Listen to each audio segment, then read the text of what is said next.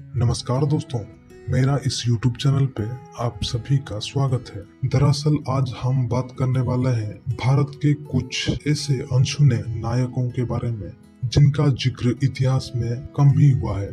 अगर हम इतिहास के पन्नों को पलटेंगे तो पाएंगे कि देश की आज़ादी के लिए न जाने कितने देशभक्तों ने अपने प्राण न्यौछावर कर दिए। कुछ का जिक्र तो इतिहास की किताबों में मिल भी जाता है, लेकिन कुछ ऐसे वीर सुपुत्र भी हैं जिनकी चर्चा या कहीं उनकी शौर्य गाथा का जिक्र कम ही हुआ।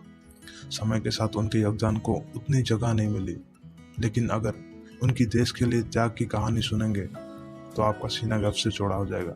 हमारे इस अनसुने नायक सीरीज की अगली कड़ी में आज हम बात करेंगे कुछ ऐसे वीर योद्धाओं के बारे में जिनका नाम सुनते ही अंग्रेज अफसर थर-थर कांपने लगते थे। पीर अली खान। पीर अली खान का जन्म साल 1812 के उत्तर प्रदेश के आजमगढ़ जिले के मोहम्मदपुर गांव में हुआ। हालांकि 7 वर्ष की आयु में वह अपना घर छोड़कर चले गए। पटना पहुंचने के बाद उनका पालन पोषण वहां के एक जमींदार के घर पर हुआ, जिनका नाम था नवाब मीर अब्दुल्ला। पीर अली खान जब बड़े हुए तो उन्होंने नवाब मीर की मदद से एक किताब की दुकान खोली। पटना में खुली यह दुकान उस समय क्रांतिकारियों का अड्डा बन गया। देश की आजादी की लौ सीने में लिए और अंग्रेजों को मात देने का इरादा रखने वाले लोगों का वहां जमावड़ा बढ़ने लगा। इसे देखते हुए पीर अली खान अपनी दुकान में क्रांतिकारी साहित्य के पुस्तक मंगवाने लगे। अपनी दुकान में क्रांतिकारी लोगों के जमावड़े को देखते देखते उनके मन में भी आजादी को लेकर जोश उमड़ने लगा। बाद में उन्होंने देश की आजादी को ही अपना लक्ष्य बना लिया। 3 जुलाई 1857 यह वो तारीख थी जब पीर अली खान ने देश के लिए पहली बार अंग्रेजों से लोहा लिया था।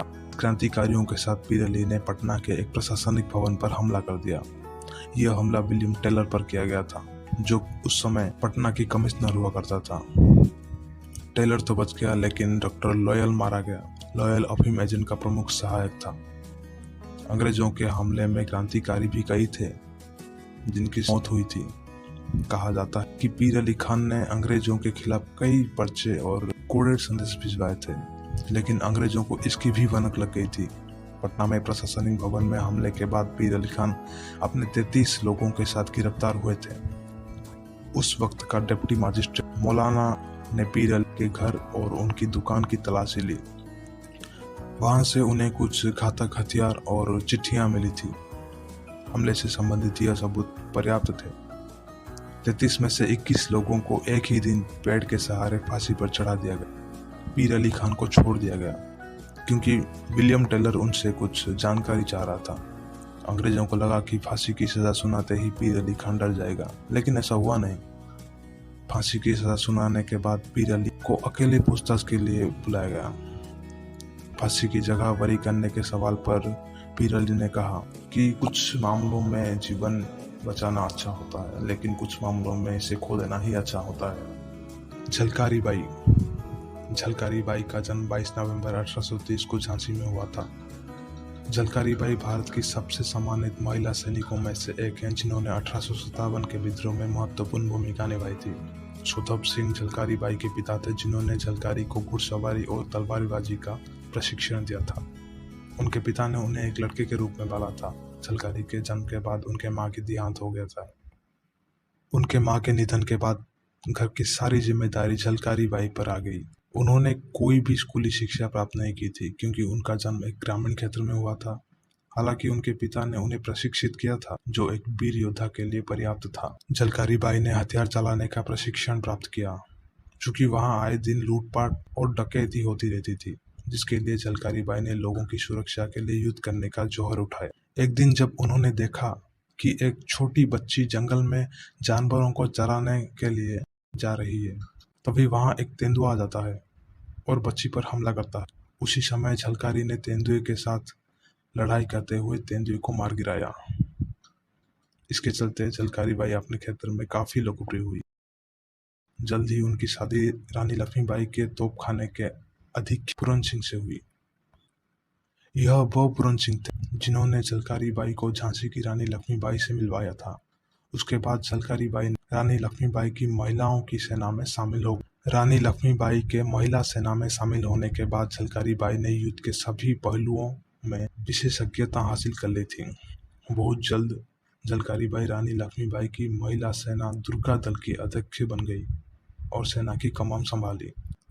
लॉर्ड डलहौजी की राज्य हड़पने की नीति के चलते ब्रिटिशों ने निसंतान लक्ष्मीबाई को उनका उत्तराधिकारी गोद लेने की अनुमति नहीं दी, क्योंकि वे ऐसा करके राज्य को अपना नियंत्रण में लाना चाहते थे।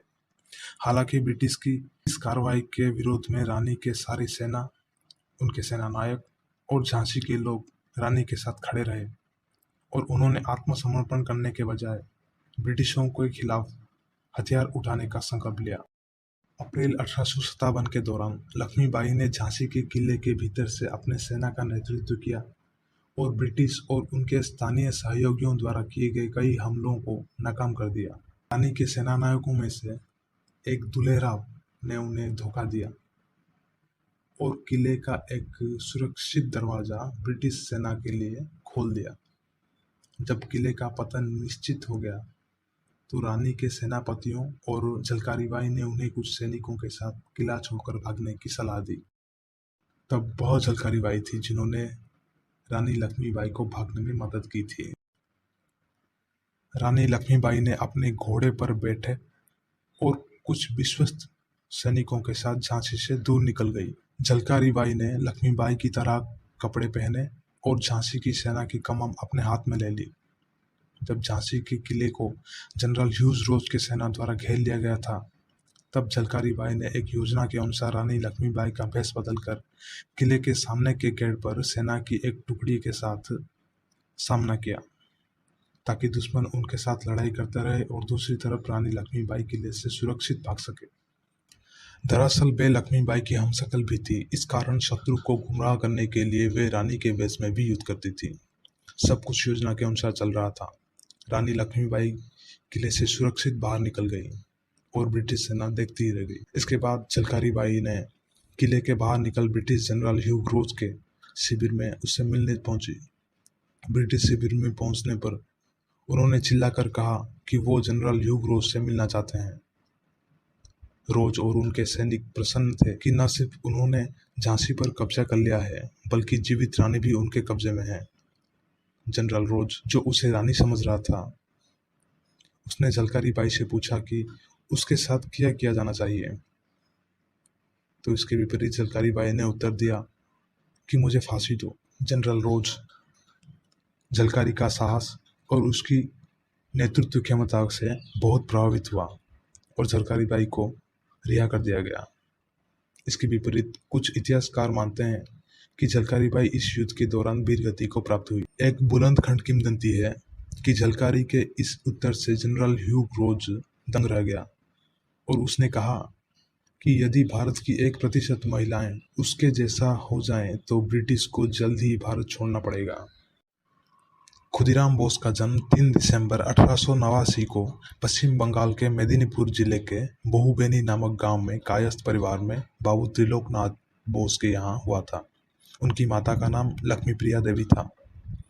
कुछ इतिहासकारों की यह धारणा है कि वे अपने देश के लिए फांसी पर चढ़ने वाले सबसे कम उम्र के ज्वलंत तथा युवा क्रांतिकारी देशभक्त थे।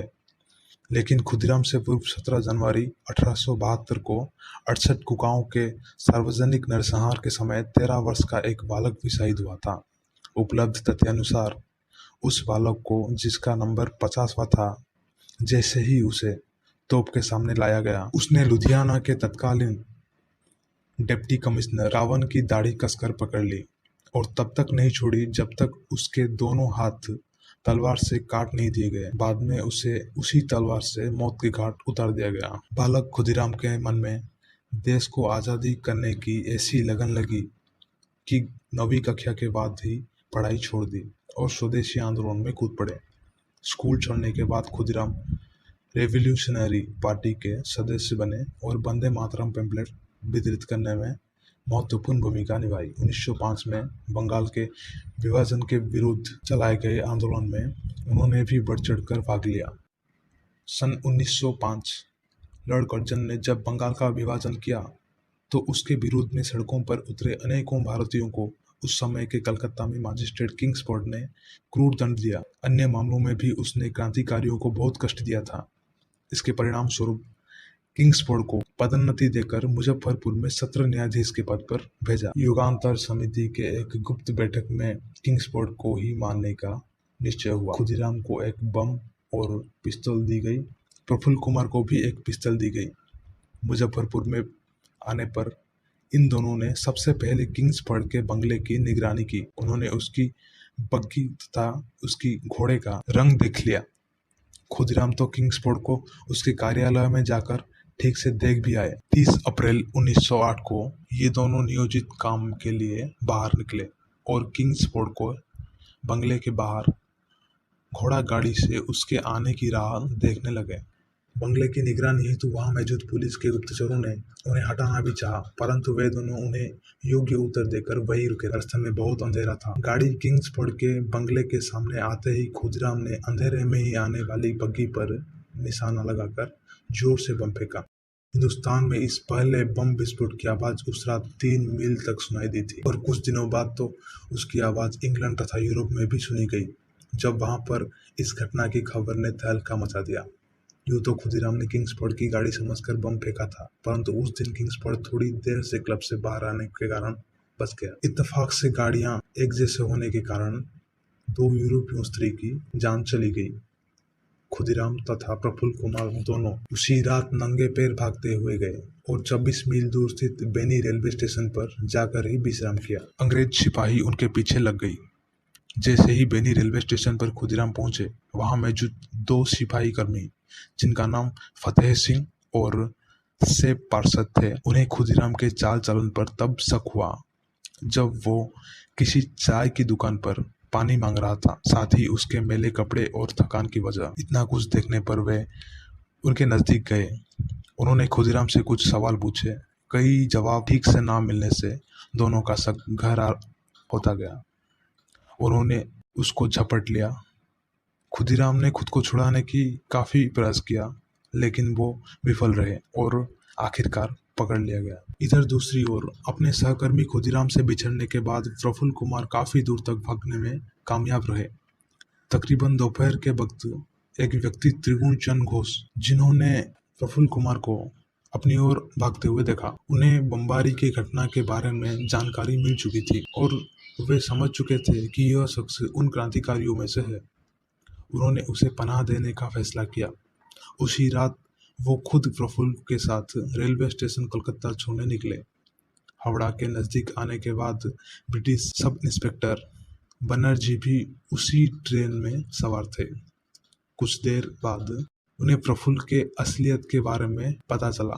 प्रफुल्ल भी समझ चुके थे कि वो घिर चुका है। पकड़ में आने से पहले ही वो वहां से भाग निकला, लेकिन अपने आप को चारों ओर घिरा देकर प्रफुल्ल कुमार चाकी ने खुद को गोली मार दी। और यहाँ खुदीराम के गिरफ्तार होने के कुछ दिन बाद 11 अगस्त 1908 को उन्हें मुजफ्फरपुर जेल में फांसी दे दी गई।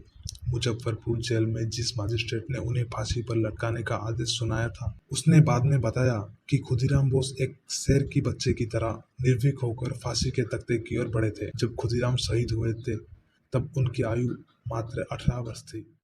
वीडियो अच्छा लगा तो चैनल को लाइक, शेयर एंड सब्सक्राइब जरूर करें। साथ ही में बेल आइकन को दबाना ना भूलें ताकि नए वीडियोस का नोटिफिकेशन आपको रोज मिलता रहे।